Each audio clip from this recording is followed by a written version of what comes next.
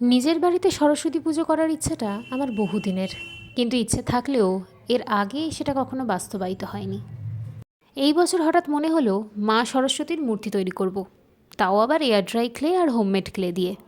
আমি ভাস্কর্য শিল্পী নই, তাই মূর্তি বানানোর সময়, চক্ষুদানের সময় যথেষ্ট চিন্তায় ছিলাম যে আদেও মা সরস্বতীকে বানাতে পারবো কি না।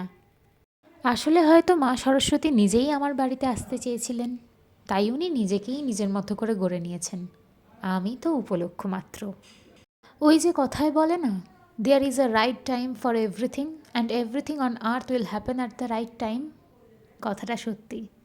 তাই তো আমার এতদিনের সরস্বতী পুজো করার ইচ্ছাটা সঠিক সময়ে পূরণ হলো। আমার সাধ্যমতো খুব সামান্য আয়োজনে নিজেই মায়ের পুজো করেছি।